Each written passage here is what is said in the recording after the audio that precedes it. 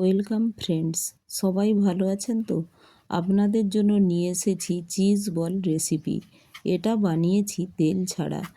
তার জন্য cheese ball বানানোর জন্য আমার লাগছে বয়েল পটাটো, চিজ, গ্রিন ও রেড ক্যাপসিকাম, কুচানো পেঁয়াজ, লাগছে অরিগানো, ব্ল্যাক পেপার আর একটু গরম মশলা, আর নিয়েছি ব্রেড গ্রাম, আর ব্যাটারের জন্য নিয়েছি 2 চামচ কর্নফ্লাওয়ার, 2 চামচ ময়দা, আর তার সাথে লবণ মিশিয়ে নিয়েছি। এখন আমি যে বয়েল পটাটোটা নিয়েছি ওটা একটি গ্রেটারের সাহায্যে এইভাবে গ্রেড করে নেব।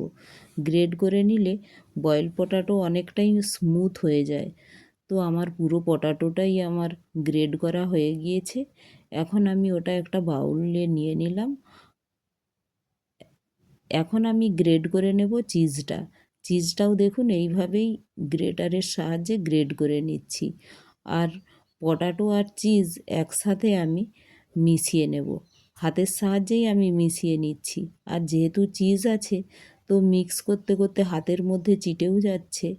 এখন এটা ভালোভাবে মিশিয়ে নিয়ে ওর মধ্যে দিয়ে দেব আমি যে ক্যাপসিকাম, পেঁয়াজ কুচি আর গ্রিন চিলি নিয়েছিলাম, ওগুলো ওর মধ্যে মিশিয়ে দেব। আরও মিশিয়ে দেব অরিগ্যানো, ব্ল্যাক পেপার, আর যে গরম মশলাটা নিয়েছিলাম ওটাও দিয়ে দেব এর মধ্যে। দিয়ে আমি সব একসাথে ভালো করে মিশিয়ে নিয়ে গোল গোল বলের মতো করে নেব। আর স্বাদ মতো লবণও দিয়ে দিলাম।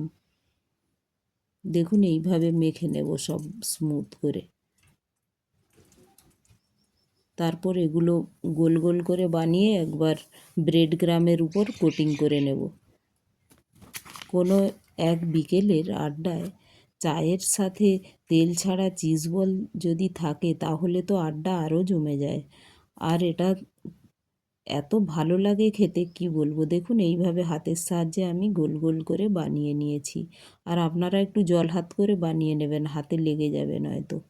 এখন আমি যে কর্নফ্লাওয়ার আর ময়দাটা নিয়েছিলাম ওটাতে জল দিয়ে আমি একটি স্মুথ ব্যাটার তৈরি করে নিলাম। আমি লবণটাও আগে থেকে মিশিয়ে নিয়েছিলাম, স্বাদ মতো লবণ দেবেন।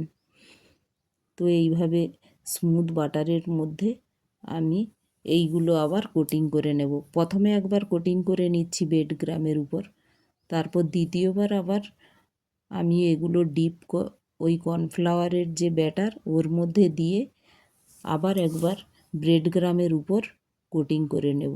তো ডবল ব্রেড গ্রামের উপর কোটিং হচ্ছে যাতে এটা ভালোভাবে কোটিংটা হয়ে যায়। যেহেতু আমি অয়েল ছাড়া বানাচ্ছি তো কোটিংটা সুন্দর হলে এটা দেখতেও ভালো লাগবে।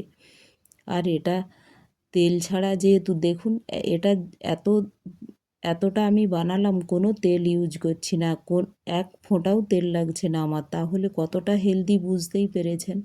তো বাচ্চাদের টিফিন বক্সেও এটা যদি দেয়া হয়, বাচ্চারা দেখবেন টিফিন বক্স খালি করেই বাড়িতে আসবে। তো এইভাবে বাচ্চাদেরও দেয়া যায়। দেখুন পুরোটাই বানানো হয়ে গেছে। এখন আমি এয়ার ফ্রায়ারের কন্টেনারের মধ্যে, ট্রের মধ্যে এগুলো দিয়ে দেবো এক এক করে।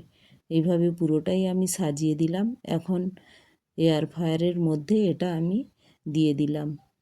এই এয়ার ফ্রায়ারে এগুলো 15 মিনিটেই হয়ে যায়। 175 ডিগ্রি টেম্পারেচারে সেলসিয়াসে এটা 15 মিনিটেই হয়ে যায়। অটোমেটিক এটা বেকিং দিয়ে দিলেই এটা 15 মিনিটসই দেখায়। তো 15 মিনিটসে অটোমেটিক ও বন্ধও হয়ে যায়।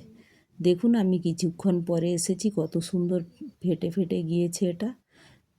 আর 1 মিনিট বাকি আছে। দেখুন হয়ে গিয়েছে। তো আমি ট্রে সমেত আপনাদের বের করে দেখাচ্ছি। দেখুন দেখুন বলগুলো কতটাই ফেটে ফেটে গিয়েছে, তো বোঝাই যাচ্ছে যে হয়ে গিয়েছে আর কতটা ক্রাঞ্চি হয়েছে। দেখুন একটা প্লেটের উপর আমি দিয়ে আপনাদের ভেঙে দেখাচ্ছি কতটা চিজগুলো ভেতরে মেল্টও হয়ে গিয়েছে। দেখুন কতটা স্মুথ হয়ে গিয়েছে, গরম। আর এটার জন্য আমি একটা ডিপ করে খাওয়ার জন্য একটা সস বানিয়ে নিয়েছি মেয়োনিজ, আর নিয়েছি রেড চিলি সস, আর একটু টমেটো সস। আমি খুব কম পরিমাণেই বানাচ্ছি। তো এই তিনটে মিশিয়ে নেব ভালোভাবে। তো এটা ডিপ করে খাওয়ার জন্য এত সুস্বাদু লাগে, কি বলবো আপনাদের।